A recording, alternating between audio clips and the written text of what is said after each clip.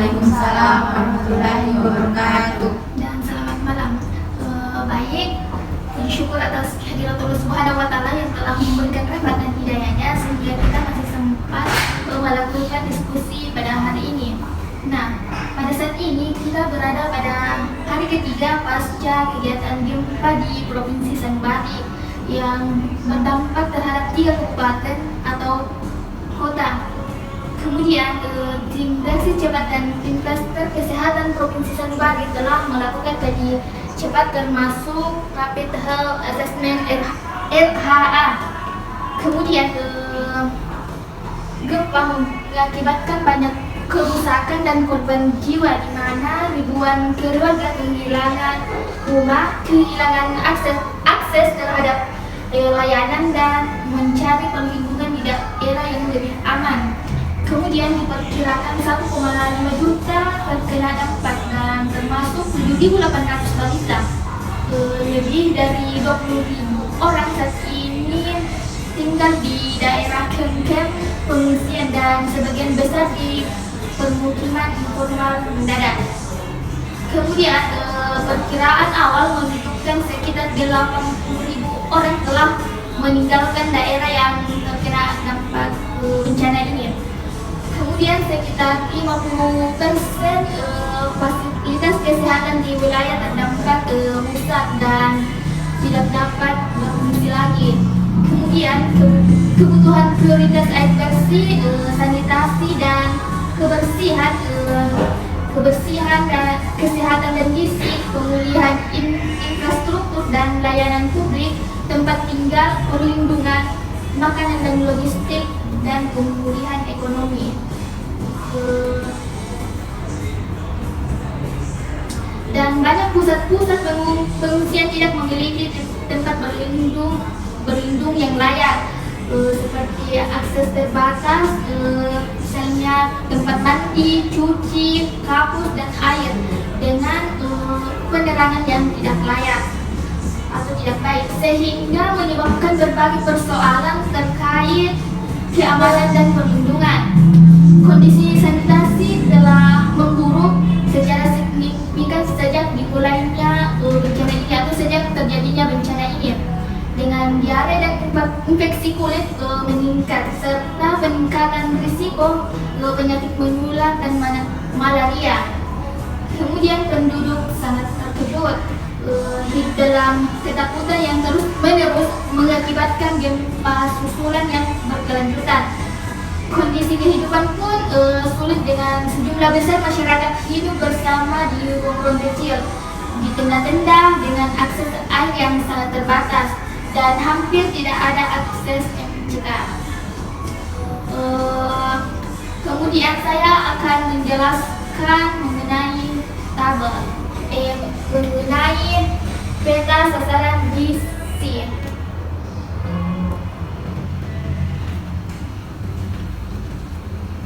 Adapun peta sasaran gizi di Provinsi Sanubari terdapat 94 tempat pengungsian, di mana di Kabupaten Ambarawa 47 tempat, kemudian di Kabupaten Sariwang 28 tempat, dan di Kabupaten Rawang itu 19 tempat. Kemudian di Kabupaten Ambarawa terdapat 7.684 ibu hamil dan penyandang disabilitas 12 orang. Kemudian di Kabupaten Sariwang terdapat 4.610 ibu hamil dan penyandang disabilitas itu 9 orang.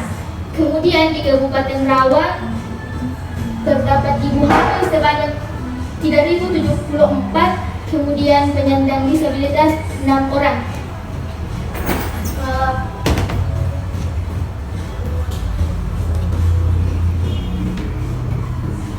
Baik, selanjutnya saya ingin bertanya kepada teman-teman apakah ada pertanyaan.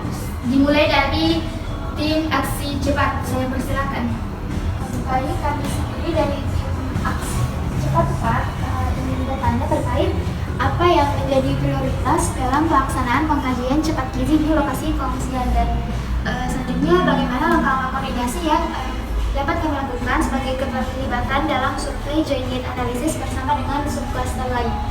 Mungkin sekian pertanyaan dari kami. Baik, terima kasih atas pertanyaannya.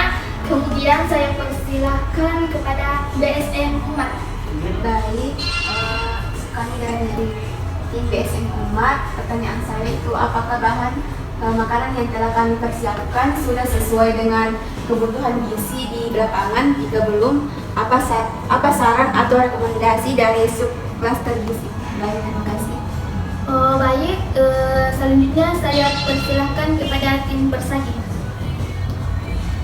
Baik, terima kasih. Di sini saya ingin bertanya mengenai lokasi pengungsian mana konsultan gizi kami ini sebaiknya dimobilisasi untuk memberikan pendampingan kepada ibu hamil, ibu menyusui, dan juga balita, serta apa kriteria lokasi prioritas untuk pendampingan tata laksana gizi buruk di puskesmas terdampak.